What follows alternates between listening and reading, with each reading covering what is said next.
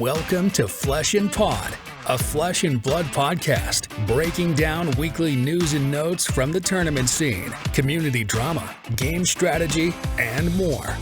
And now, here are your hosts, Darick and Logan. Hello, and welcome to episode... Wait, don't start. I already started. No, well, all right. I can stop. You want me to stop? No, it's fine. Okay. I can wait. Okay. That was weird, but it's still episode 140. Fucking Christ. I just realized that I needed to do my black tar heroin before we started, and I didn't want to do it on camera, but no, I guess I can just do it over here. I can heat the spoon over here. And... You know, you should do your injectable drugs prior to the record button being hit. I know. So here's the thing, sake, right? You asked me before we started recording, and I was coy. For those who are audio listening, you don't know, but I am wearing a hat. He never wears hats. I never wear hats. In fact, I even went in and said something to Stark. I said, have you ever seen your dad wear a hat? He's like, I don't think so. And then I went in and I said something to Sophie, and I was like, do you remember the last time I wore a hat? And she's like, it's been decades. And I said, at least a decade, because Stark doesn't remember me wearing one. But what happens is, when you take a depression nap and then you wake up 15 minutes before you're ready to record, you say, like, I can do my hair, or I can put on this really awesome Legend Story Studios hat. And so I chose to do that. So I'm wearing a hat because my hair is a hot mess underneath, and I wanted an excuse to wear the hat. So let me get this straight. But my point is, because I only woke up 15 minutes ago, that is why I obviously did not do my injectables. Great. So let me just go ahead and level set really fast here. You took a depression nap. Yeah, a depresso espresso. A depresso espresso. Like a little bit. Okay. And it fucked up your coward swoop hard enough that... Oh, yeah, like it was... You have now dubbed your Legend Story Studios hat your depression hat. I prefer to think of it as my non-thinking cap. Like you have a thinking cap, but then when you don't want to have thoughts, you just go no thoughts, empty head with the cap. The cap keeps out. See, it's like when you put on aluminum foil, except for because this is a hat of happiness, so it keeps out the bad thoughts from penetrating. So I'm no longer remembering what my revolver tasted like. Instead, I'm thinking about things like Flesh and Blood and my friend Logan. Oh my God. Okay. That's why earlier before we started recording, I was talking to you about how I wanted to sell all of my things, but now I'm going to talk to you about collecting things because I saw it in the show notes. Yeah. Okay. So one, I'm glad that I'm somehow... I heard you're sick. How are you? Let's turn this around. How are you? It was just a case of the con crud, and I'm over it. However, I have put my wife on her deathbed because whenever I get sick, she takes whatever I had and then turns it into the actual bubonic plague. And so we'll see if she makes it to the other side of this. If not, she's insured, I guess. I really don't have a whole lot else to say on that, but yeah, I was fine. Coming back from Gen Con, I was actually not fine, but I was okay. Monday, I felt a little off, but fine. Tuesday, I felt a little off, but fine. Wednesday, I woke up and I was like, I am not doing great. Okay. And then I see like the 1,000 posts from the Gen Con groups of, hey, everybody, I tested positive for COVID, which was, okay, fine. And so I tested myself. Nope, not COVID. Great.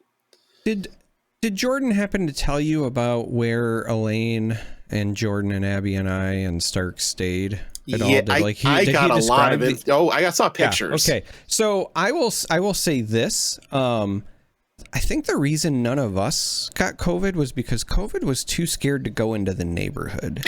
Because not only was the place itself a bit weird with the toilet hole. The toilet hole was crazed. Yeah. But also, like, I remember I was driving with Stark back to our Airbnb, and I saw somebody, and I was like, oh, I wonder if they're going to try to walk all the way to the con, because it was like a 10-minute drive, so it would have been a long way. And the only reason I had that initial thought was it was somebody carrying a big bag, but as we got closer, I realized it was a man and this was late at night, mind you, right? Because we're driving back after the con, and it was a man carrying a duffel bag in one hand, in his left hand, and in his right hand he was swinging a sword, which is why my brain went to like convention. Yeah, but then as I got closer, I realized like, no, I think that's just your unhoused sword.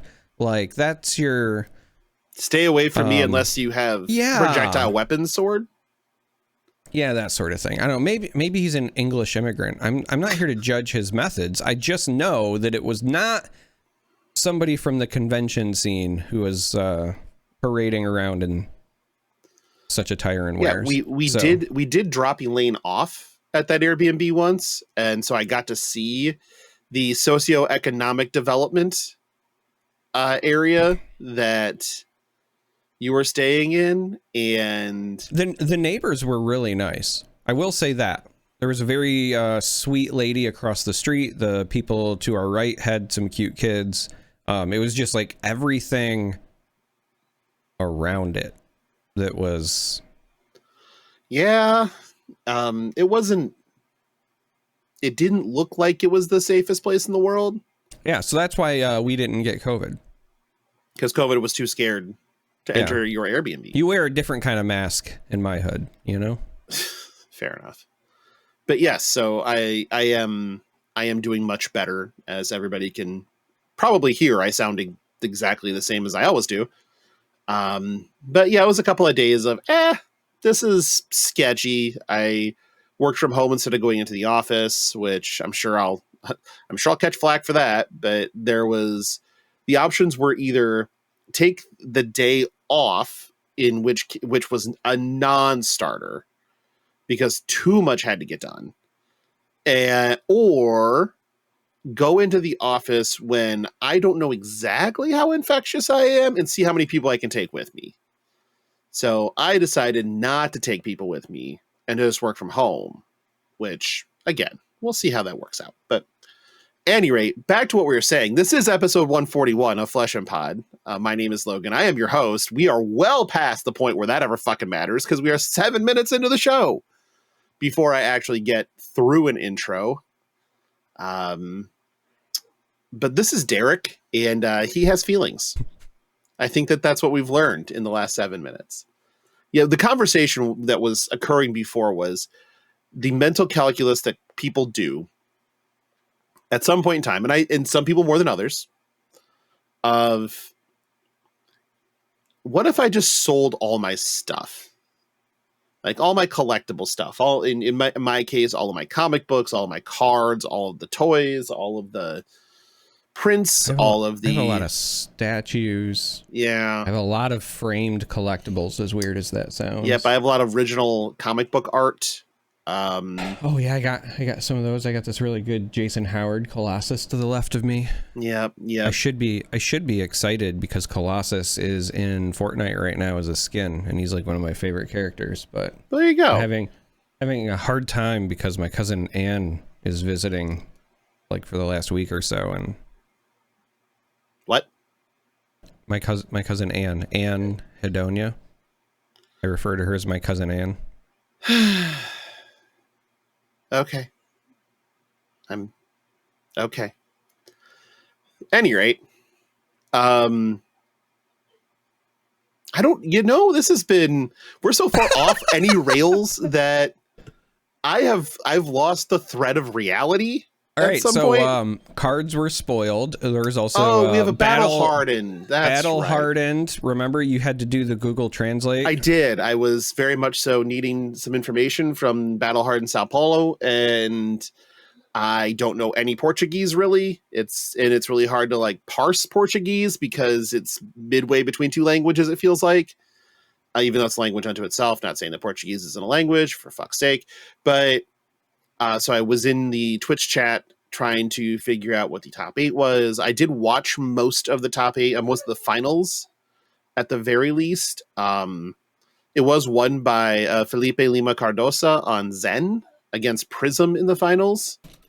It was a really weird match to watch because there was just a couple of things where I was just like, I guess that's a choice. And it seemed like there was either I don't know what I'm doing, which is probably the likelihood of it all. I don't know what I'm doing.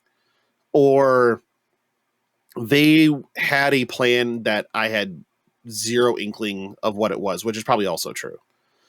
Now, when you say they, is this the Prism player? Both, actually. Oh, both. Okay. There were some decisions on each side that I was just like, that seems really weird. Like, why would you do that? And I kind of never saw the why. Like, I never got the payoff on either end. I was just going to say, do we have deck lists? We don't yet. Yeah, because I'm wondering, especially if it was both players that was doing it, I wonder if there was either some sort of like weird spice or something, and perhaps they had played in Swiss and knew what to expect from each other, or it could be, yeah. You know, whenever it's from a different region, it's kind of harder to know the ins and outs of like the community standpoint, right? Because obviously, like when we cover the North American stuff, it's not even just like, hey, we know the players, but like if we, for example, right, like we know if it's a Brody versus, you know, a Michael Fang or whatever, we know that they're also like playtesting partners and whatever, and there might be an additional dynamic as a result.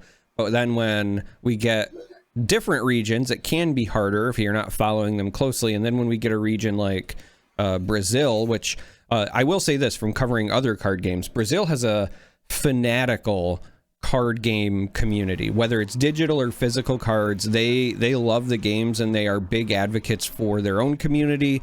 They are always like just clawing at any sort of opportunities to have events and do those things. So I know that all those players were probably having a good time. I'm sure the room was actually filled with really good card game players, because like I said, other card games that I've covered have had some phenomenal card game players come from Brazil, but it's just not something that the Flesh and Blood community has had a spotlight on, right? So knowing that we don't know a lot about that, it might, you know, better explain some of the weird intricacies that you were seeing. But very much so.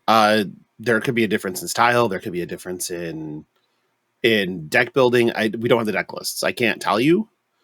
I just was watching it and going, that play pattern does not seem like something I would expect. But again, don't know anything. I do know, like, so the first time I tune into the broadcast, and the announcers are scrambling, or the casters are scrambling for a judge first thing. And I'm like, what am I watching here? Because everything's in Portuguese, and again, don't speak Portuguese. And so I was like, I don't know what the hell's happening. And eventually they get a judge to come over, and then they say in English what happened, which was somebody was under a new player. The new player playing new was under a Codex of Frailty, so had a Frailty token. They attacked with a Beckoning Mistblade for 0. They reacted with the Arousing Wave to get a Fang Strike, then they Fang Striked it for the win. But that doesn't work, because Fang Strike has to be an attack action card. Right. And so they had all scooped up their cards and were moving on. And like I said, they're scrambling, trying to get somebody. And it took a while. Then the resolution, the judge came, he's like, they've picked up their cards. They've ended the game. We can't do anything. And it's like, yeah, that's pretty much it. Obviously, I think it's an honest mistake. And both players missed it. The table judge missed it. So, I mean, happens, right? Like, that's part and parcel. Card games are hard, and sometimes you do something and you're just like, oh, I forgot. Holy shit. There have been times where I'm sitting there playing in an armory. I'm just playing in the natural course of things. I have a plan. I haven't done this in a while, but I have a plan, and then my opponent does something, and then they play a CNC, and then I'm like, okay, block it out. And they're like, pummel it. And I'm like, sink below. And they're like, God damn it. You had to react for it. I'm like, whew, good. Had they react for it. We're moving on. I'm like, wait a second. Like 3 turns later, I go, I shouldn't be able to sink your CNC because it's a CNC.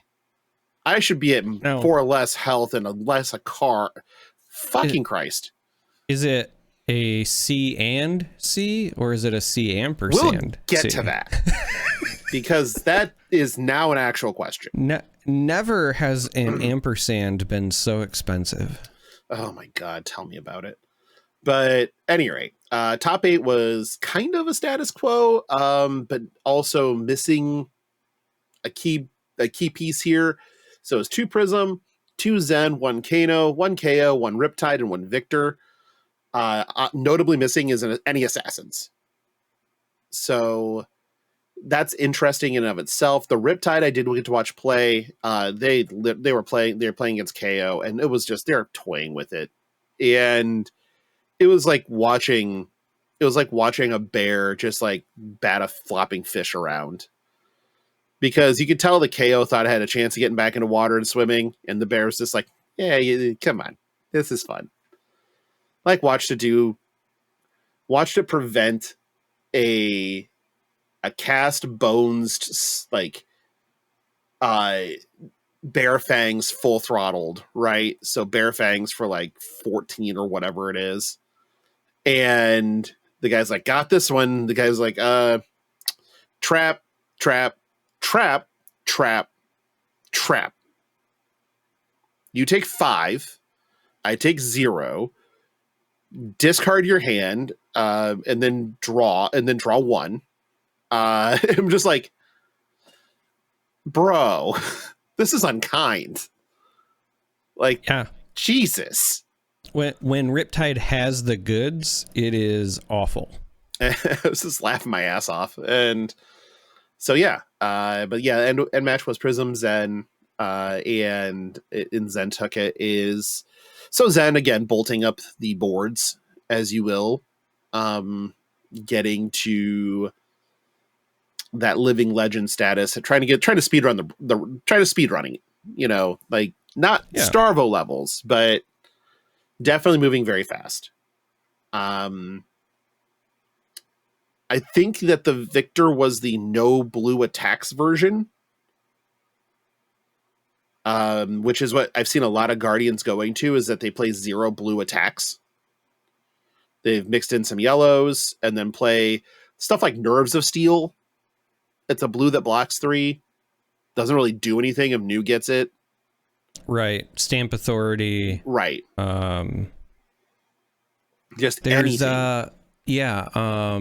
Like you could, if you really wanted to go hard, there's actually enough that like you can definitely go down that path. Because you could also just run obviously Tear Asunder, but like Buckle. Interesting. Okay. You lose, your actual net loss is Cranial Crush. Like you just like into those matchups, you don't get Cranial Crush. Okay. Fine. Think that's reasonable. Otherwise, sure, play my Tear Asunder with no other Guardian attack. Don't care. Well, that's why the spice that I took play Wage Gold to the calling was going to be no. That's why one of the reasons why I was still running Infiltrate, because sometimes you can still play other people's cards if they're trying to play around by like, hey, I don't have any blues, and I'm like, hey, I'm still going to take your other stuff. That's true. Or you could, like I said, because it's still a stealth card. You can still like do everything you want with it. I mean, yes, it's just a 0 for 3, but it was a non-zero number of cards that I played against my opponent with it. So I got to remember, how does Universal read? Because would it count as a Guardian card at that point? Let's look up Wage Gold. Wage Gold. While in same class as your hero, so Wage Gold doesn't work. Damn. Yeah. But that'd be funny if it did. I find it amusing. All classes. It's just it's your class. But still, I've seen Guardian doing that now. Probably is fine. May not be as reliable in some cases, but reasonable.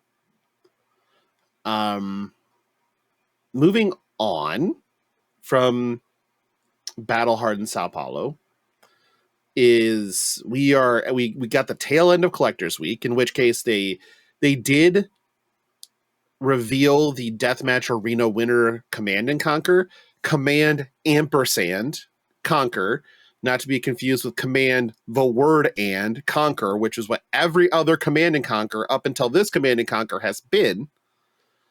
But this one is actually a Kassai Command and Conquer.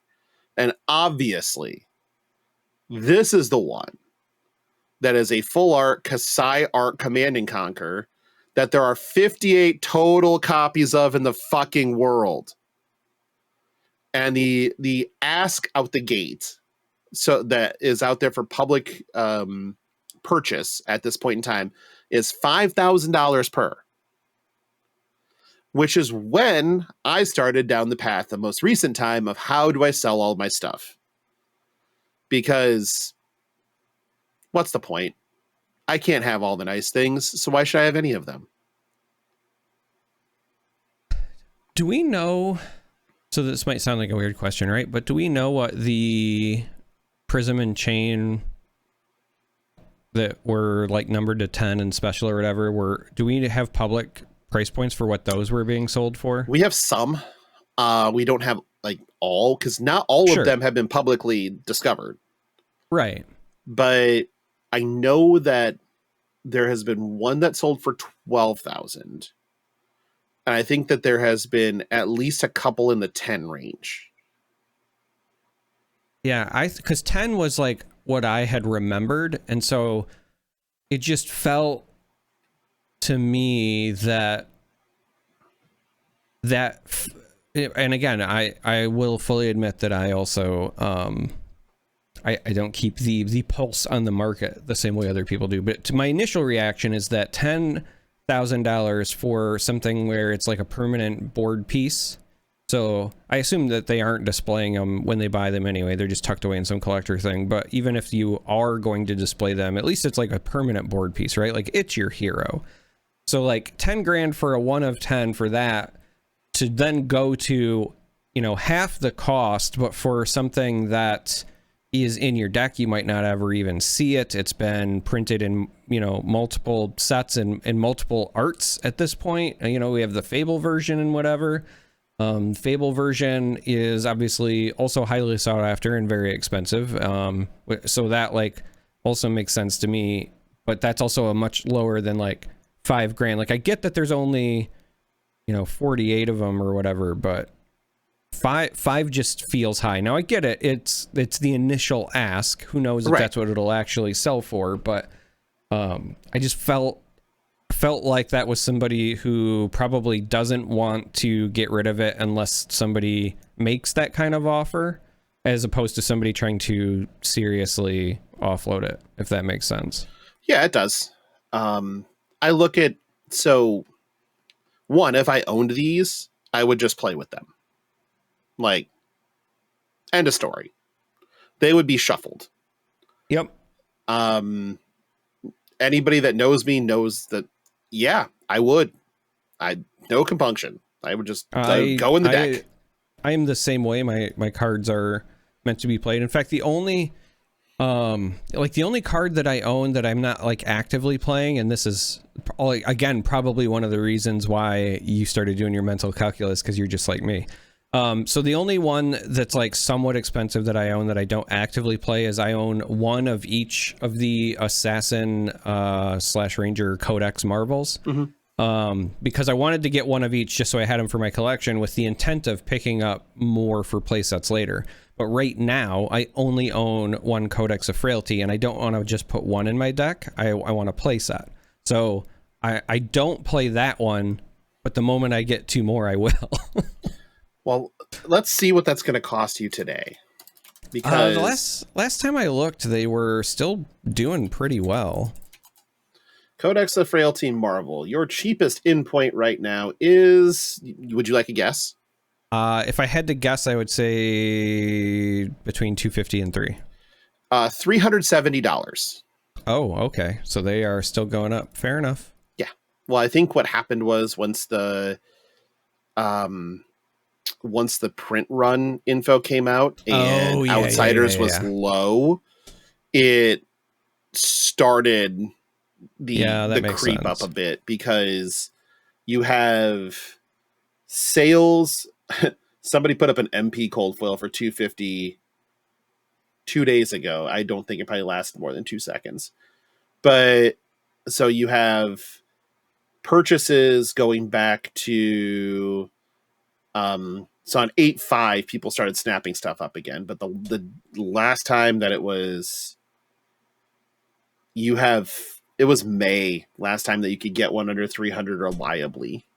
To be fair, that was probably when I was looking. Yeah. Because I was thinking about it before Nats.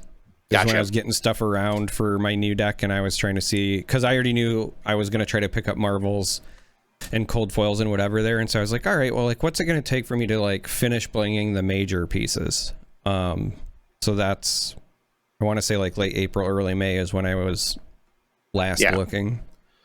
But because of this Command and Conquer, I have to basically pretend the CNC doesn't exist because I won't own them.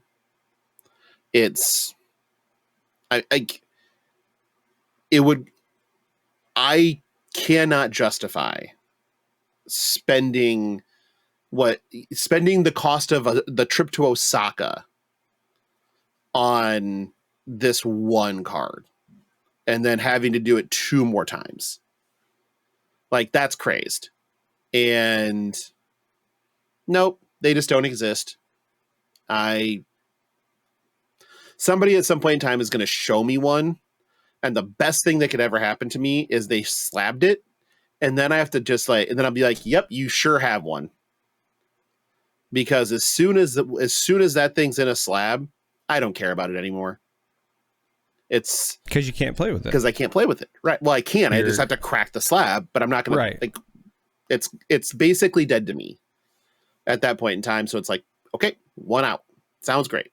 But my guess is that you'll probably get at least 1 or 2 people that chase these down to have a play set to play with. And then the rest will just wind up in collections, hanging out. So, like I said, I'm sad because it looks really good. All right. To make our lawyer happy, I will say, for Jordan's sake, Flesh and Pod does not condone violence, does not condone theft or anything like that. But I will say this. Bail is probably cheaper than a playset, so do with that information what you will.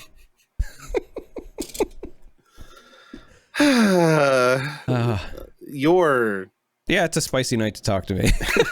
I'll say your upbringing is showing. At any rate, Jesus Christ. It's a spicy night to talk. That's for sure. Because we're both on one. Yeah, we're doing After Dark, right? We're After Darking, yeah, and we're not supposed to be. That's the bad part. I guess we're going to move on and talk about some actual spoilers because we got some interesting ones. So step one, what we're going to talk about this Reinhardt card because it's a brute card. It's called Splatter Skull, that name is fantastic. I'm here for Splatter Skull. Red pitch, 2 cost, 6 power, 3 block. Check the boxes. When this hits a hero, choose a face down card in their banished zone that was banished by Intimidate this turn, put it into their graveyard. So this does stuff. It peels cards. It does have to hit. You do have to be playing an Intimidate package, but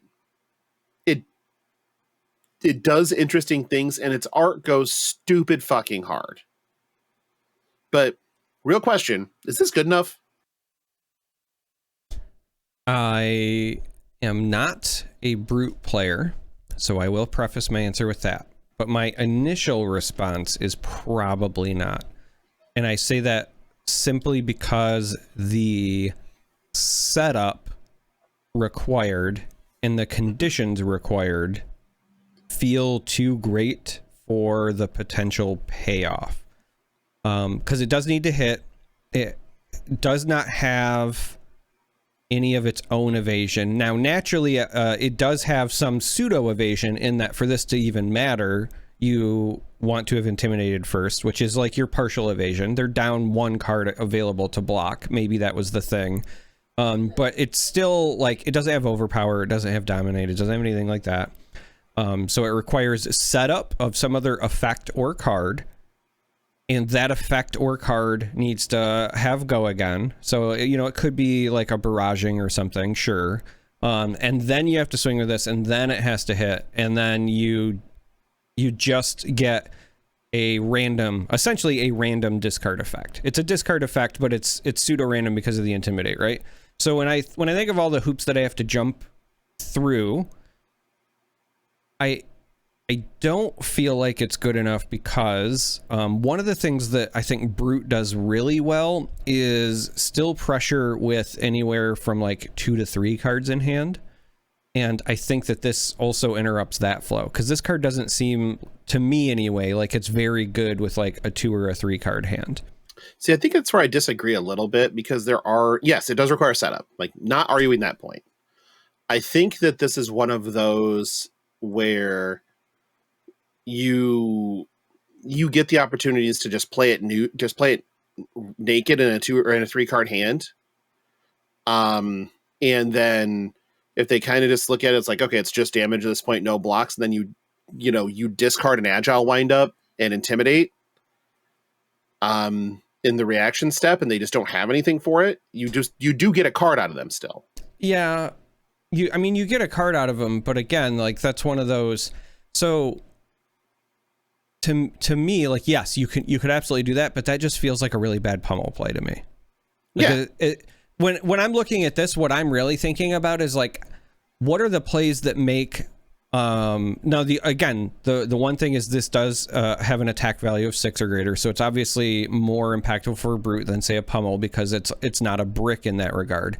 But when I think about like playing any 6 attack card and then just pummeling it, like that's also the +4 damage, and it's not a random discard, but it's still like you get more damage in and you get rid of a card. It requires a 4 card hand though. Yeah, sometimes. A lot of times it could be like 3 if Tunic or whatever. But again, I'm coming from my non-Brute mind, so I'm thinking about other decks, right? But so I was just trying to think of like comparative hands, and that's why I keep coming back to, like, to me the ideal 3 card hand is probably pitch, and then just like a red barraging beatdown, because at that point you're looking at 10 essentially with the intimidate, and in that scenario, like, yeah, it seems pretty good. Like that isn't an annoying play, but that's like whenever I think about the best case scenario and then I go into my games of Flesh and Blood and I'm trying to make it happen, it doesn't always work that way, right? So I was trying to think of like what is the floor, what's the ceiling, but like what is also most likely to happen. And so right now, like, I could see this seeing play. Let me start by saying that as well. I could absolutely see this seeing play. This is not a analysis that I am super confident in, but my initial just gut reaction is I think that the median value of this is lower than other options currently for Rhinar. Yeah, no, I was playing some devil's advocate, honestly. We took a lot of this discussion from our Discord. We had a good talk in there about it. I was just trying to find what the level set for this card is. Like, what are we looking at here? It feels like, yeah, it's just a good like little placeholder for people that don't have all the good Brute stuff. I mean, if you have the good Brute stuff, you're probably just playing KO or Leviathan anyway. So, yeah, maybe. Or, again, there's also a scenario where, maybe cards like this are things where they are meta calls, right? Like we're seeing, because of Zen, we're seeing New perform really well, in part because of her hand disruption. Right. And so maybe it's a, hey, I'm going to play Rhinar in a way where maybe my ceiling for my damage isn't as explosive, but I could work in cards like this and, maybe actually play pummels or who knows what, and then just play a more disruptive Brute and see how that goes. Because, I mean, Brute Light Guardian has a fridge of equipment, and the scab skins are always available. And so in theory, like, if you're playing a blocking centric Brute, this is entirely off the top of my head, so bear with me. This might sound really dumb when I listen to this back Probably later. going to sound like Earth Brute. You know, in theory, if you wanted to try playing like a blocking centric brute, almost the way you would play like a blocking centric guardian, and then your explosive turns are just like, hey, if I roll a 1 on scab skins, it's no big deal because I was blocking anyway, but like, let's take the gamble and maybe I'll just like play, you know, my quote unquote big attacks or whatever. I could see somebody, just with the way the current meta is, if you've got enough disruption, I could see somebody potentially making it work. I think there are other heroes that do it better right now, but this is a card that would lend itself to that if it was something somebody wanted to experiment with. Yeah, true. Thank you to Savage Land News for providing us with that spoiler. The next one is just proof that LSS and God hates us. This one was spoiled by our friend Rhea Adams. Yeah, this is Flutter Steps. Just fucking why? So this is Illusionist Trash, aka Illusionist Legs. No block value. Really Art's really pretty, but feed on main, obviously. But the no block value because why? Ward 1, so ward. When this is destroyed, you may play your next aura this turn as though it were an instant. Terrific. Love when they just get to do that. So this, one of the things that I did notice like right away is this feels like it is an Enigma New Moon card and not really something that would replace Phantasmal Footsteps or even Meridian Pathways. In that you just get to keep everything cloaked. And then this has ward, so it does the whole create 3 spectral shields on the flip, so it's ward 4. And then allows you to slam an aura for that at instant speed. So this really works well with Enigma New Moon versus the rest of them. It does. You know, it's funny you mention Meridian Pathways, and there's a strong chance that is still potentially like the better outlet or whatever because of the word 3. But when I saw Flutter Steps, as far as heroes not named Enigma New Moon, I thought that this could either be a budget replacement for Meridian or it could just be a matchup replacement, because if I'm playing Enigma and I'm going to run into, I don't know, like a Guardian or somebody who has a reliable way to pop my footsteps, that also seems like the kind of matchup where maybe it would be beneficial to, at instant speed, play like Passing Mirage or something, right? And so that's where I was thinking that this potentially has a use case where, you know, you're playing against a Guardian who only has the 1 action point or whatever, and so they're not going to be able to turn around and then pop it. And so like you block, you let the Flutter Steps blow, you play the Passing Mirage like at instant speed there, and then when you come back around to your turn, now they also can't pop your thing first one, right? yeah. Like, so maybe it's also entirely possible that that's too niche. I don't play the class, I just try to kill the class, but I could see, like, at a minimum, like I said, that could be like a budget replacement for Meridian. Sure. Which is sense. cool. Yeah. This will actually look really gorgeous in cold foil too. Oh yeah. Like I said, they are, you know, I know you made the feet joke or whatever, but for me, it's the way that the artist made the robes and then like the slippers themselves look really delicate and intricate, right? Like and then the runes on the ground, like that. Yeah. That looks really good. Yeah. Again, art never misses. Like, yeah. And illusionists are the chosen ones. Oh boy, howdy. Next one is actually mech equipment, which we have a lot of it, but it's never enough. So in this case, it is adaptive dissolver. So this is a mechanologist equipment base modular, so any zone wherever you want it. Action, you can equip it to another zone, so it's one of those that can move around as needed.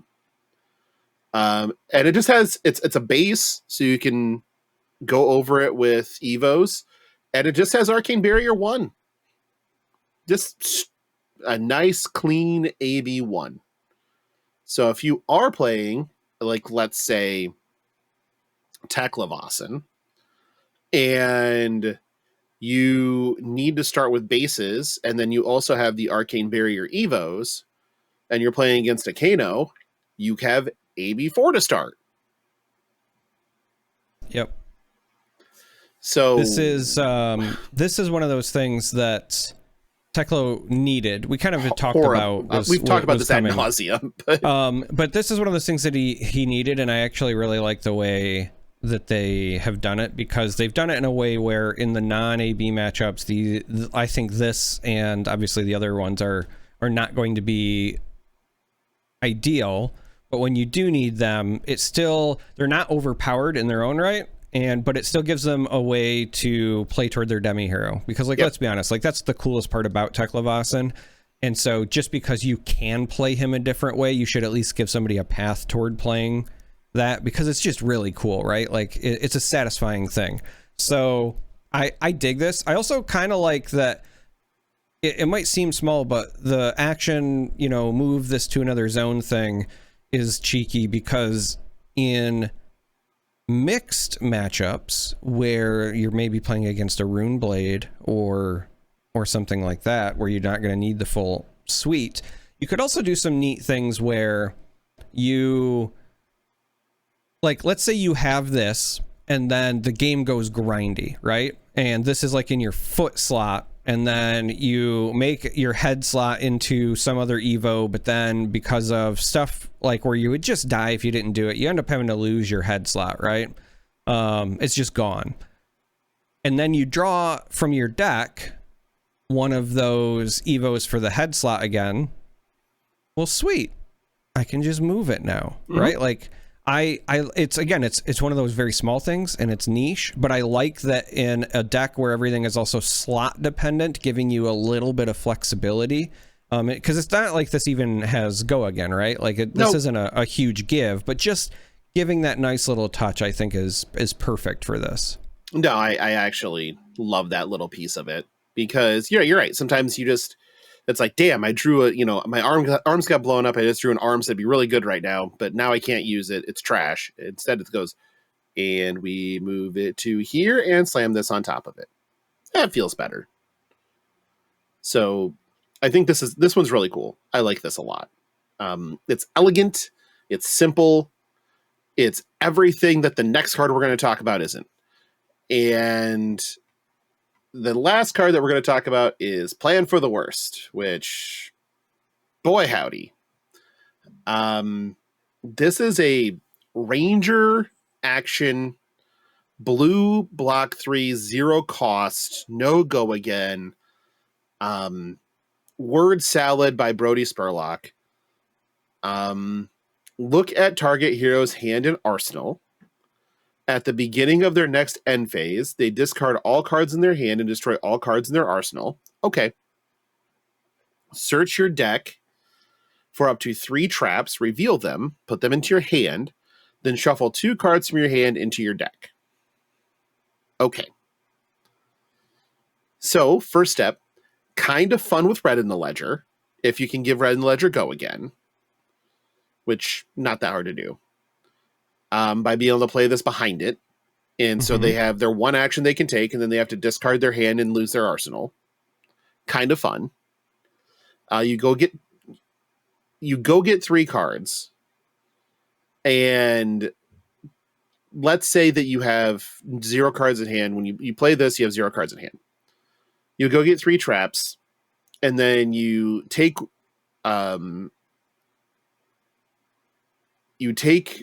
one of them and keep them, and you take 2 and you just shuffle them back in anyway. So it's kind of a shell game. Right, sort of. Because you do reveal them. And so it's sure. Which one did I keep? And it's not random, so you do get to pick what you keep. So there you do get to play a little bit of shell game. It is theoretically a trap tutor, which is kind of cool. And if you have 1 extra card in hand when you do this, You could be keeping 2 traps. You could be shuffling 2 of them back. It turns into the mega shell game. Right. That's why I love the name for this. I think the name is so amazing. Is great. So plan for the worst. This is, and when I saw this and then I saw what the card did, I was like, this is so beautifully named. I love it. This feels like it was the dev name and they went, it's so perfect. Let's just keep it. Because it's, you show somebody 3 traps and it doesn't matter what you show them. It's, I think, always correct on the player side to plan for the worst. But then you, like, as the ranger player, gets to decide whether you did want to do the worst or you wanted to, like, force them into an awkward play, shuffle it back in, and then catch them again with it later as well. Or, you know, there's also, like, you're right, it's not random. So you could play some real mind games where, like, let's say you do have one more card in your hand, right? And it's already one of the traps you're revealing that happened to be the worst one. You could search for 3 and then right in front of them, not randomize it, just be like, I'm keeping this one. And they'll just think you shuffled back the other one and then still hit it with them anyway. Like, there is so much to this card that I adore. It's really funny. And I think this is going to be a super interesting little piece that people use in Riptide specifically. I mean, it might see play in Azalea, I don't know. But Riptide going and getting, I'm going to go get Collapsing Trap, Pendulum Trap, and whatever other fucking trap that is just horrible for you. Which one did I keep? Play around it. Feel free. And this is like one of the funny cards where if like you have, like, let's say you have a turn where you ate their hand, you draw up, they do nothing. Your hand is just like kind of gassed up already, but defensively. And then one of these, you can just slam this. Like, let's say you drew multiple of these. You can just slam this with 3 other cards left in your hand, arsenal one of them off of Riptide's ability, and then go have a 5-card hand and then put 2 of them back and be like, what did I put back? I also, granted, I do not expect this to be something anybody does. It does not make competitive sense whatsoever. But I love the idea of somebody playing like Mage Master Boots or any way to give this go again, like this card, and playing them back to back, because you could get a card with the first one and then with your second search have that be one of the cards that goes back. So now you're really playing like you just want to be game. an asshole. I do. I get it. Whoa. I get it. Ooh, what did I do? Yeah, pretty much. It's really, really funny. Again, I and also the art's really cool, but I don't know, man. Like this, somebody's gonna play this against me, and I'm just gonna look at it and go, right, awesome. That's just fantastic, isn't it? By the way, I spent a part of my day, non sequitur, playing blitz games on Talishar, because a couple weeks we had skirmishes coming up, and there are prizes I actually kind of care about, and trying to play Briar into this like den of this hive of scum and villainy right now, with shit like Riptide hanging out in Blitz, and then Blaze and Enigma New Moon. I mean, it's just, and then Zen. Like, Briar might not LL. Might stick it out through the season, because holy shit, is there just a ton of degeneracy going on. Like, I had a Blaze go, I'll go first. Or no, I was playing Briar. I'm like, I'll just go first. That way they don't have a turn to set up ops or whatever, I feel good about this. And they're like, okay. I'm like, this is a great turn. Hopefully I get some cards out of their hand, blah, blah, blah. And they're like, all right. Cindering Foresight into, opt 3 or whatever into a Sonic Boom, into, off of Blaze's ability, into Break Mage Masters and Voltic Bolt you or something. And I'm like, huh. So I took 14 and ow. Ow. I didn't do 14. This sucks. It got to the point that I had to actually replace a piece in my gear suite in Briar where I was running AB1 for the Runeblade matchups, just in case type of things. And I had to put a Dyadic Carapace in the suite because I just needed another source of AB. Yeah. And that one's at least AB2. So helpful. I said it when that card came out, but it's such, I think, an underrated piece of equipment because, like, when you need it, it just does the job. It does. Like, it does it so well. Like, it still has armor on it, and it gives you the much-needed AB for a single slot. Like, that card, I think, it might be one of the more underrated, playable legendaries. Because it doesn't do anything flashy. But what it does well. Yeah, so against one of the Blazes, I turned the corner and started beating Blaze. I'm like, I feel much better now. And one of them was just like, I get you with a scar for a scar. And I'm like, block with Carapace and Grasp. Like, right. Like, no damage. This ain't no null rune. Nah. This is null plate. This is null plating, baby. We have 3 block on this bitch and AB2. This thing is a house.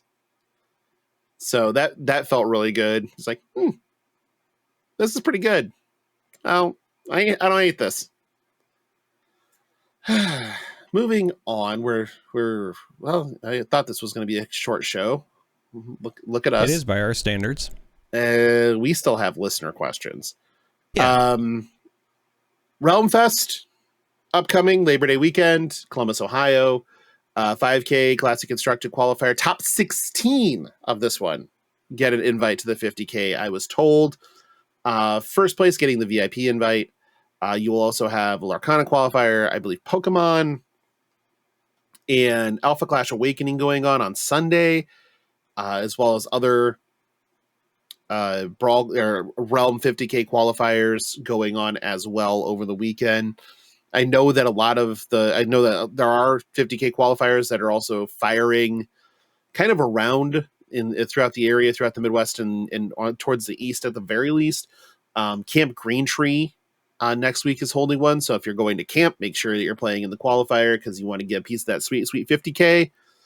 But yeah, so that Realm weekends are always a blast. And this one won't be an exception. It'll be a ton of fun. I will have the link to sign up in the show notes. I do have it. It was sent to us by our close friend and confidant, Keith from the Realm. And so we'll get that out there for you. But yeah, it's please come to these just because if nothing else, it's fun for us to see everybody in kind of a smaller atmosphere that has the same feeling. It's kind of hard to describe, but it doesn't have that like calling sort of grand, that grander scale where it's hard to find people and talk to the people that you want to talk to because there's so much going on that everybody's flying around like a chicken with their heads cut off. Do chickens with their heads cut off fly? I don't think so. But in these events, like you still have the cool thing going on. You're still playing the game you love. But you get to actually spend time around people and have more of those conversations. And so that's part of the draw for me. So if that interests you as well, you should probably show up to these. There's my 2 cents, my PSA for everybody listening. Ready to move on? Yes. All right. Listener questions. The first one is from Zaris. Here's an idea. I remember hearing about Legend of the Five Rings banning cards by using storylines and allowing tournament winners to help tell the story. This is a really cool concept to me, and I'd love to see something like that make a return. Do you think LSS can make that work? If so, how would you like to see that implemented? So yes, they definitely could. Like as an example, you could have a Could have a story where Kassai canonically dies. No, you and can't. Thus no command and conquering can happen ever again, and so they get rid of both the hero and the card. Boom, hire me. No one's hiring you now. But the listen, I knew it was absurd when I said it, but I mean, you got to play to my audience. You are playing to your audience. It's so like you could definitely implement it. Something to the effect of storyline wise, you have a grand melee for Worlds is a grand melee, right? And the victor gets to, banish one of his rivals or whatever, or the victor of Worlds, whoever the hero is that wins Worlds, retires automatically as they are the champion of the blah, blah, blah, blah, blah. And so they get a different version of the card that comes back immediately into Classic Constructed, and then the current hero goes to LL or whatever. You could do something along those lines. That's probably the best way I can see it implemented, is to always have like the next version on deck. But I don't know. I like the idea instead of, because canonically, like, the Emperor is dead, right? Arachne killed him. Very much so. What if they finally name the next heir, and then at Worlds they have like a special tournament, and they'll call it like the Emperor's Decree tournament, and essentially whoever wins it gets to make the first decree, and it's them like through the storytelling as like the new Emperor sets new laws for the world. So it's like they get their first like, hey, if you use command and conquer, that's a war crime, so it's not allowed anymore. Well, wait a second. You're a war criminal. Yeah. So you just get to use command and conquer still. Mm-hmm. That doesn't seem fair. Should everybody become a war criminal? You know what? Don't answer only that. Only if they like game losses. Huh. Okay. I mean, it's only a game loss if you get caught, though, right? Now that's the Logan I know and love. Okay. Just want to make sure that we're on the same page. Listen, you're the one who told the story about sync blowing somebody's CNC earlier, not me. And then catching it 2 turns later going, shit, I shouldn't have been able to do that. Yeah. How do we fix this? Well, that's what's going to happen to me. I'm going to command and conquer somebody and go, oh, shit, I shouldn't have been able to do that. Yeah, fair. Next question's from Trashy. Great name. Yeah. Absolutely love it. Charmer, I've converted from a SWU to a SWU and Fab player now due to these podcasts. My wallet dislikes you. Don't worry, my wallet dislikes me too. In fact, sitting in front of me, I have like some showcases, speaking of SWU, that I recently ordered as I'm slowly trying to complete my master set. And not getting those promos at Gen Con is going to extra hurt my wallet because I'm going to have to get them secondhand. What are those at now? Because everybody loves when we do this shit live. $450 for the set the last time I looked. Star Wars Unlimited Convention. Let's look here. You could do. That's the last time I looked. eBay buy it nows were $450 and TCG Player were $475. 346. There are some live auctions that were in the threes, but they were auctions, not immediate acquisition. Yeah. The auctions are all in the threes. Yeah. But I have a feeling that those will come down to earth a little bit eventually. Yeah, because I couldn't get them, I'm going to wait until a couple of more conventions run, because the population will be greater at that point. Yeah, I don't know how many other conventions. Yeah, I don't know how many other conventions. There's supposed to be one at so PAX. they're supposed to be available at PAX Unplugged, PAX West, and I think one of the European ones, and maybe one other. Because I remember when I was talking to the folks at FFG, I was asked by them like, "Hey, are you going to any of these other ones?" And sadly, at least right now, the answer is no. So, okay. It's weird. Like, if I could guarantee that I could get one at, say, like PAX West, because I've been to PAX West in the past. I was there for a Bethesda event that I was on a panel for, and I loved PAX West. It was a great show. So, like, I would go to a PAX West, but I'm not going to go and strike out again. Right. I mean, if I could guarantee I was going to get one at PAX West, then I would go to PAX West, because then I would have the excuse to enjoy the show, but also know I'm saving like $250, and that's worth the flight and the time. But I'm not going to spend all that and then whiff again. So I don't know. Yeah. I mean, it was a rough time at Gen Con trying to do that. Like I understand like doing it that way, how it made sense, but yeah, it opens I had a conversation with Jordan, and him and I had like a bit of a back and forth, because at first I was like, hey, you could have a bunch of people like with auto clicker set up, and he was like, well, they would have to have a badge. And I'm like, well, you're right, but it was my fault for not articulating it properly the first time. But what I was trying to say, my complaint is that if it's normally like, let's say a physical line, not that I'm a fan of those, don't get me wrong, not a big fan of having to wake up at like 4 a.m. to go stand in line. Just not what I want to do with my son, let alone by myself. But at least with a physical line, like, it's a body that's occupying the spot. Right. Whereas, like, let's just say hypothetically between, Jordan and Abby and Elaine and Stark and you and the other people I know who went, let's just say I'm the only one who wanted a Star Wars thing.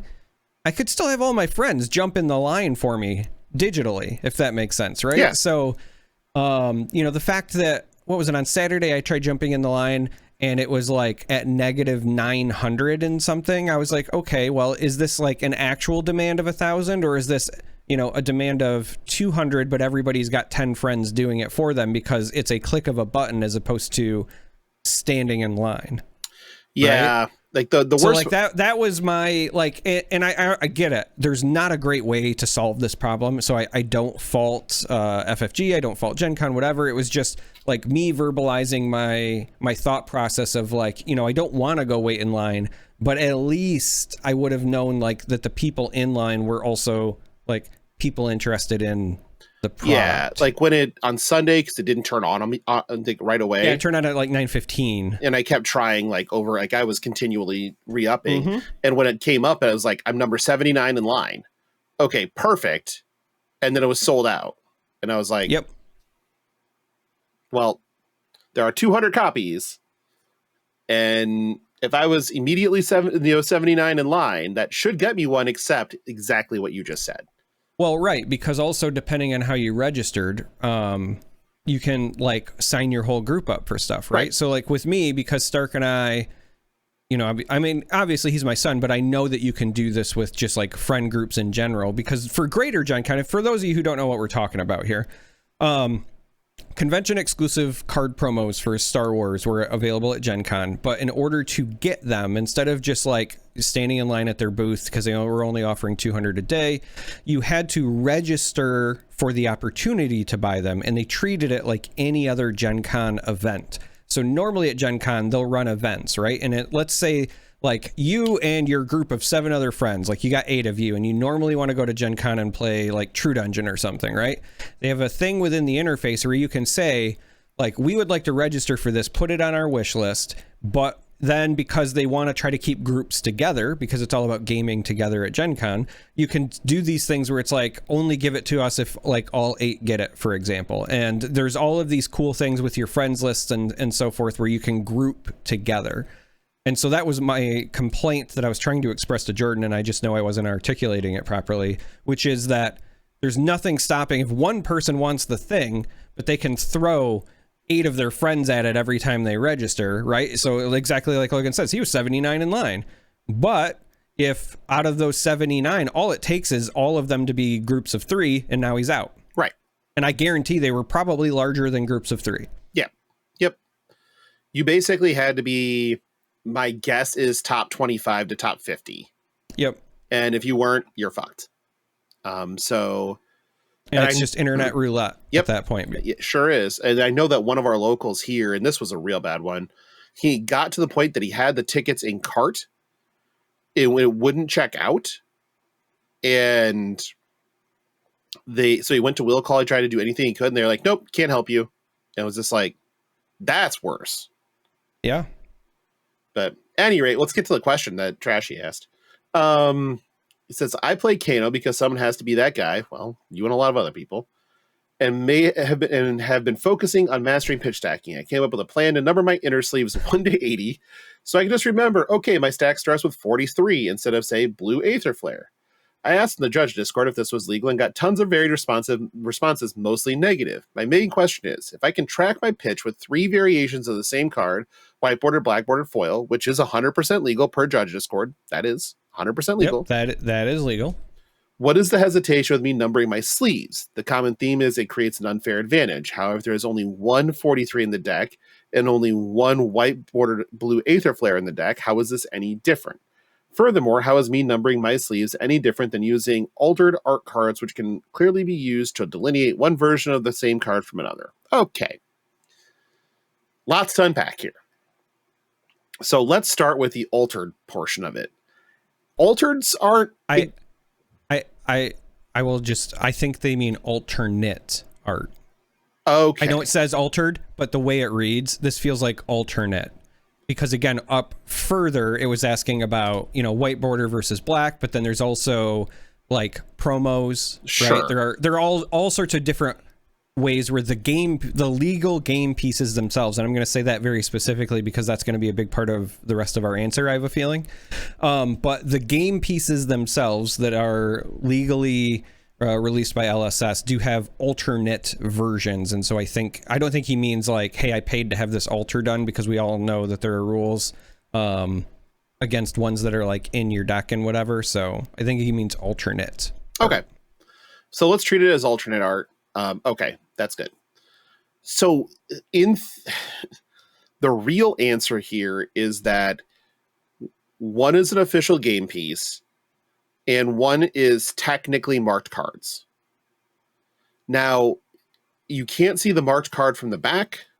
You can't cut to it, but it is an artificial identifier to the exact card you're thinking of, that you're looking for. That does seem like it's the same, honestly, to anyone else that's doing these types of things. Because and largely you're right. If you number your cards 1 through 80, like let's say, and you need to remember what number you're starting your pitch stack at, how is that any different? Well, they're 1. It's different because now you've made 80 unique cards. And you're not always going to have 80 unique cards. That isn't... I don't think that there is any way that you would build Kano that I can think of, and I could be absolutely wrong here, where you would have all 80 of your cards be different versions of one another. Not a way where it would be a good deck. I mean, yes, you could. Like that's because that's the thing. Like technically, anybody could just build any singleton deck, but sure. the thing is, like, is this like a competitively viable list? And then the answer is no, because there's not enough alternate versions of cards, right? A lot of them, at best, you can get away with like one foil, one non-foil sort of thing. But there's just a lot of cards not available in white border, a lot of cards that don't have a promo version. And a lot of that stuff is, I think, done by design from LSS. But yeah, there are definitely some versions that, have 3 or more. I don't want to interrupt your flow, but I want to jump in because it's relevant right here. I think that the biggest difference is, as Logan says, one is a legal game piece, and the other sets a precedent. So the moment that you say, like, hey, you're allowed to mark the inner sleeve things or whatever, you're kind of opening up to a bunch of different alterations that could potentially be problematic. And it's much, and so the other side of it is, you could say, like, okay, well then you shouldn't be allowed to say, like, do 3 different versions of a card, because then it's no different. But the difference is one is, like, the ruling on 3 different versions of a card exists because you don't know what each person's individual situation is, and you would rather err on the side of accessibility versus not. So if somebody only owns 3 copies of a card, but they're not all the same copy, they shouldn't be, like, banned from playing in a tournament, right? Or they shouldn't be forced to spend a bunch of money to make all of their stuff match, etc., etc. Like, if you have 3 copies of a card and they're legal game pieces from LSS, you should be able to play those cards. That's an accessibility thing.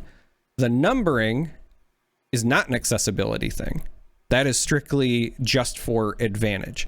But I also want to jump in because while it might be for an advantage, and this is potentially my hot take, I actually think it's bad for you. I think it makes you a worse player because you're going to start using numbers as a crutch, and the best pitch stack players in the game do it all from memory, with or without, because they're also not just keeping track of their pitch stack order, and then when they see a card going, oh, I'm in second cycle, they're counting them too, so they know when they're going to be hitting their second cycle, even before they see any sort of notifier, right? So like you might be saying like, hey, when I see card marked 43, I know I'm hitting my second cycle.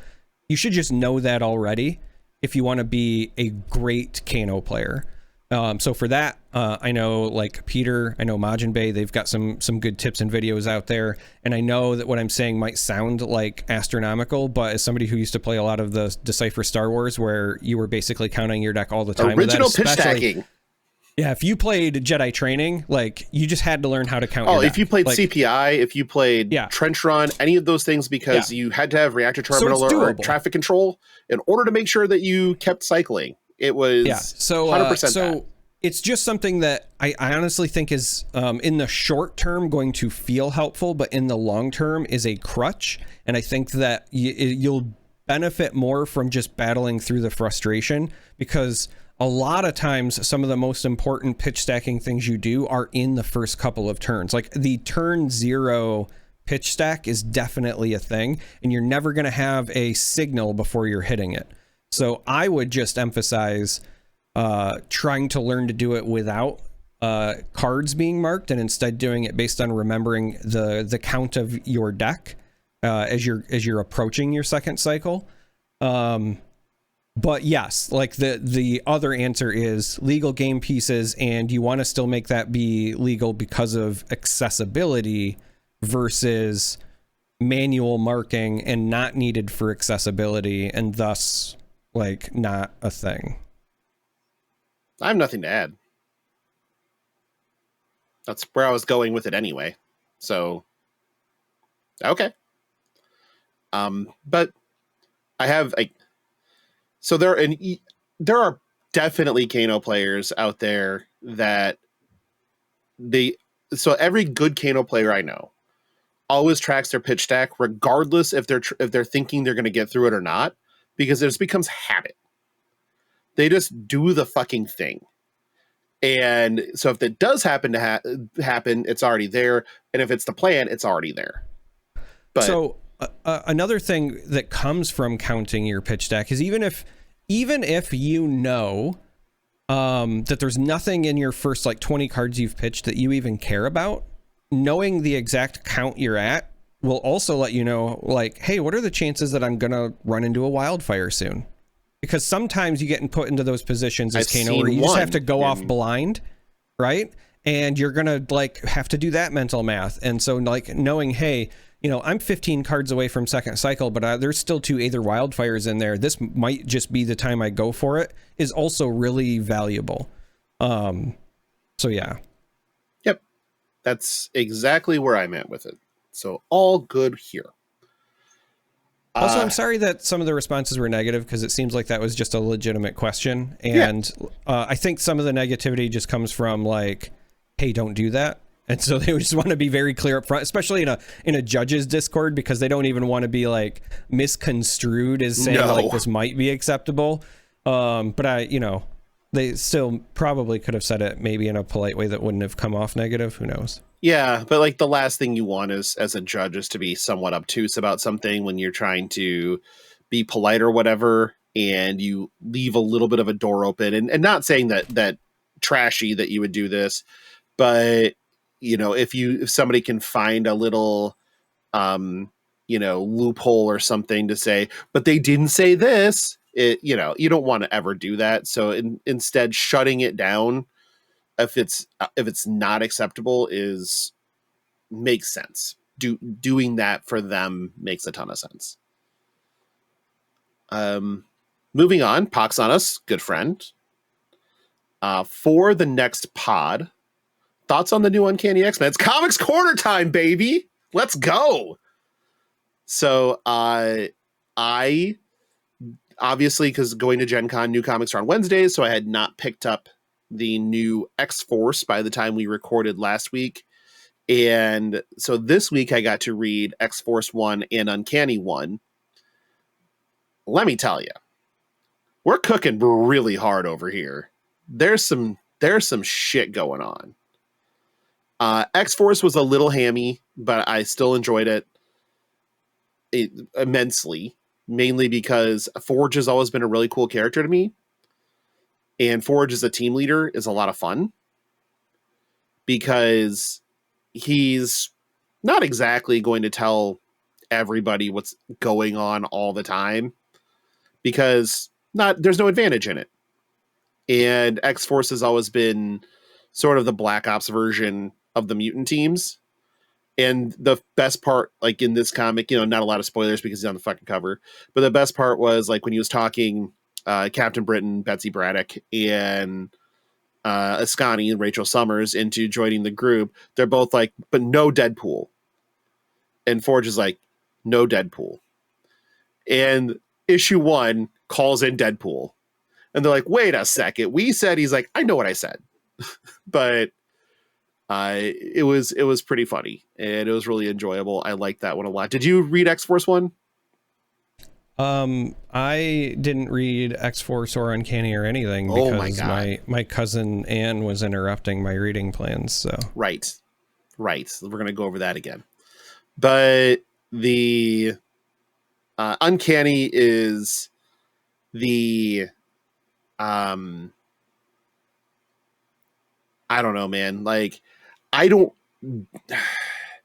trying not to be hyperbolic, and I think the world of Gail Simone. I really do. And this issue was the best written X-Men I have read since Claremont. It was stunningly perfect. And I wasn't expecting it to be this good. My expectations were high, but my expectations weren't making me care on a visceral level instantly. But they hit every note, and they had an epic fight. They had like one of those mutant moments, you know what I'm talking about, like those us them, but we're not trying to be a them moments. And they even had that one of those weird reveal moments where you don't know what it is, but you already give a shit. Like it was just A+ work. Are you going to read it now? No. I'll probably at least wait until we're done recording. Have you bought it yet? No. Oh, well, you should probably do that though. That's the only other time I wear a hat, baby. Pirate hat. I don't know what to do with this. I'm scared. But if I were to rank the new X titles so far, I would put Uncanny as 1. I would honestly probably put Phoenix as 2. I thought Phoenix was incredibly good. And then X-Men 3, so Scott's team, NYX 4, and X-Force 5. And I loved X-Force. And I think it's the bottom of these. So I think that they're just doing incredible work with the mutants again. And that makes me very happy. That's all. That's fair. Okay. So when are you going to play Fortnite with Stark and I? Because It's a Marvel themed season coming up. Colossus, Cyclops, and Jubilee skins are in the shop right now. I'm gonna snap up Colossus real quick, and then in the Battle Pass, there's gonna be an Emma Frost one that I'm super jazzed about. But the Magneto one's gone. The Magneto one is gone, but I already have that. So. But I don't. So why would I play? Because you can get the Doom one. The Doom one is part of the new Battle Pass. Yeah. If they ever get a Gambit one, I'll consider it. They have a Gambit and Rogue like duo pack that you can buy. Yeah. Oh, well, now I have to actually think about it. But then I have to buy. You said purchase. Like, I have to spend money. Or, you can have somebody gift it to you. But, like, then I have to download Fortnite. Hold on. Okay, well. What is it? Fortnite.com? I don't know. I just always do it through the Epic Launcher, but probably. It actually is Fortnite.com. Like, what is this shit? It's Epic Games. I feel like I had an Epic Games account at some point. Probably. You can play on your Switch too. That's the way Stark and Monroe usually play with me. I do actually own a Switch. Yeah. Monroe usually sits right next to me, and then he plays on his Switch and I play here. Well, that's wholesome. Huh. Yeah, I do. Is. He's also really funny because he cares a lot less about winning and a lot more about doing things like driving a car through a rift so the car teleports as high up as possible and falls wantonly and wantonly. Okay, I'm trying to click the download now and it's not working, so I don't know. Oh no, never mind. I started the download like 4 times. Yeah, that tracks. Listen, you're not wrong. Okay, I'm downloading the installer. Okay. All right. So that you'll stop bothering me. But mostly so I can hang out with Monroe. Monroe is a blast. But so my buddy Chris, the username is Tavarish, and he has been a mod for my Twitch channel and somebody that I've gamed with for like literally 6 years now. He lives out in New York. His favorite thing is playing Fortnite with me when Monroe is playing, because it is just chaos start to finish, but like in the most wholesome ways. Like Monroe will literally like run out and do weird stuff, and then I'm like, dude, what were you doing? He'll go, I was the distraction. Perfect. Yeah, he's funny. Last question is from Sephiroth. I fought him before. Logan, there are 3. What? I was just gonna say, poor dude's still healing from that wing injury. He's just got one. He's just got the one wing angel. Yeah. There are 3 skirmishes in 3 days. Saturday the 24th in Lincoln, Sunday the 25th in Clive. That's just literally 10 blocks from my house. Monday, 6 p.m. in Omaha. So that sounds like somebody's getting drunk and fighting somebody in the parking lot type shit. Will you be attending all of these? I should be at all 3. If you do, Blaze definitely sucks, and you 100% don't need to bring AB. Okay. So I will not be at the one in Lincoln because there is one in Ankeny, which is a Des Moines suburb, that day. So I'm not going to travel to Lincoln when I'm not going to drive 3 hours to Lincoln when I can drive 20 minutes to Ankeny. Value's not there for me, baby. The 25th in Clive, I'll be running that one most likely, or at least helping run that one. So yeah, I'll be there.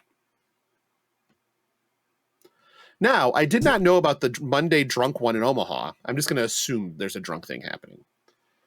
Until Dom actually sent me a message after seeing this question. He's like, hold on. What the fuck? Are we going to Omaha? And I'm like,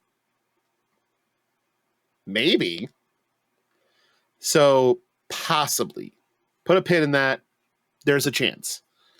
So my question is the value of the Lincoln one going to go up, knowing that if you just bring all the AB, you'll probably win?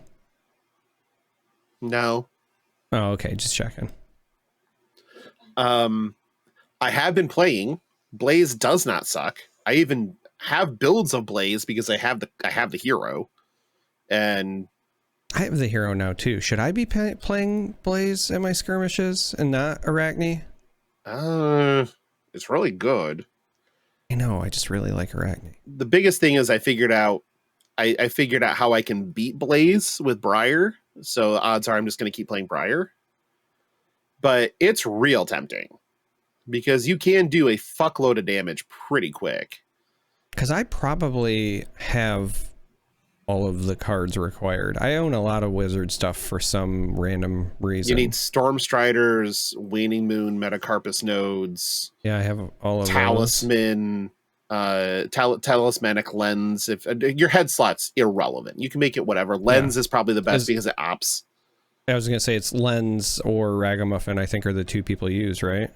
And it's Ragamuffin doesn't do shit in this case because it's not Kano. You don't get to play off the top. Oh, that's right. So it would be it would be the Lens, other one because it ops. Yeah, and so it puts counters on Blaze. And then it's mostly commons and shit. It's like Cindering, like your Majestics in the list are Kindles, in some lists, not all. And then I think your other Majestics are like Sonic Boom, which I think was a super rare, honestly. And so that's the beauty of Blitz, right? So I know I own the Sonic Booms because I played them in Kano at one point. And because all of the wizard stuff I own there was a time when I was playing Kano and Blitz, but this was like many years ago, but only needing 2 copies of a lot of things makes my life a whole lot easier. So I haven't put like any thought or reps into Blaze, and that's why I'm asking, like, should I be playing Blaze? It's really good. I just really wanted to play Arachne, but maybe I play Blaze at 1 to try to spike something and then just switch to Arachne. But and then some are playing weird shit. Like I've seen lists playing Mind Warp. I've played with that a little bit. It's weird, but not great. Yeah. I've seen lists that are playing like Forked Lightning or whatever it is. It was again fine, not great. Those were mostly the Kindle lists that were trying to like hit amp. There were lists that were playing attacks, like some people playing it like an Icelander deck, like so it's Blazelander. And it's like wounding, we're playing Wounded Bull and stuff like that, which is where Carapace came in real fucking handy. So there's a lot of different lists that I've seen out there. I've played against most of them at this point, I want to say, and deck's really good. I would call it annoying, but less annoying than Enigma New Moon because at least the game is over quick. Whereas Enigma New Moon, it's taking 25 of the 35 minutes or whatever. So, all right. But yeah, I will have AB. You're welcome. But I don't have anything else. It might be time to pug some patrons. You ready to pug? Yeah, let's pug it up. Let's thank some patrons. We have our associate producers, Andy, Sindra, Jacob, Kenny, Larry, and the Salty Sea Cat. We have our executive producers on up, Alex, Blaze Storm, value member of the Patreon. We still love you. It's just the one question was a little sus. Dom Let's good thrust. Matt Two Tokes, value member of the Patreon. Pox on us, Trevor, Papa Mike, Philip, Rich, and Sunny. If you're interested in becoming a member of our Patreon, you can go to patreon.com/fleshandpod. Link is in the show notes. There are 6 tiers. Pick one. Paid tiers get to Fap After Dark.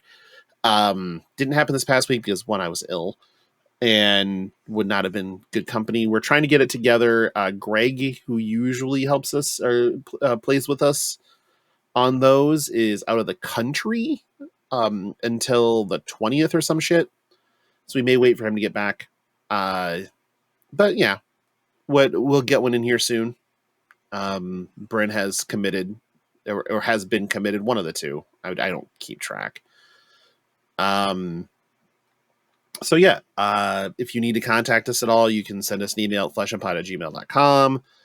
You can hit us up on Twitter at FleshPod. You can find us in the Discord. Easiest way to do anything is join our Discord. Link is in the show notes. Totally free. Don't have to be a member of the Patreon or anything else. You can just click on the link and join. Come hang out. It's fun.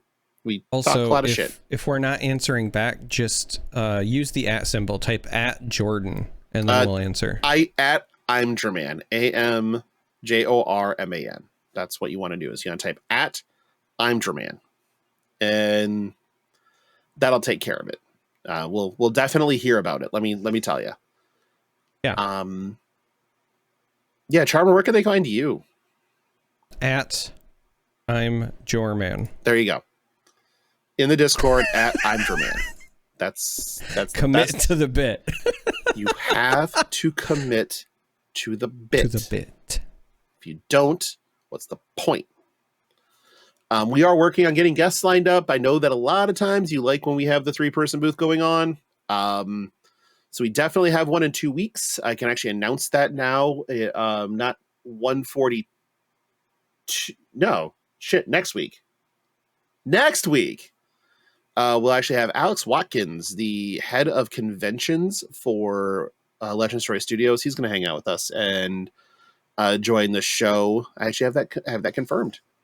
And so when you're doing listener questions in our Discord, I guess you could technically email them to us too if you really want to, or hit us up on Twitter. I don't give a fuck. However you want to communicate. We'll have Alex Watkins on. So if you have any questions about conventions, what the thought process is behind them, or anything else that you really want to know, go ahead and drop those into our Discord or however you want to get them out there. It'll be a good time. We talked about Gen Con, ton of fun, and we'll be giving a synopsis of how the convention season went for LSS or is going for LSS and what we can look forward to. So that'll be a lot of fun. But as for this week, that's all I got. How about you?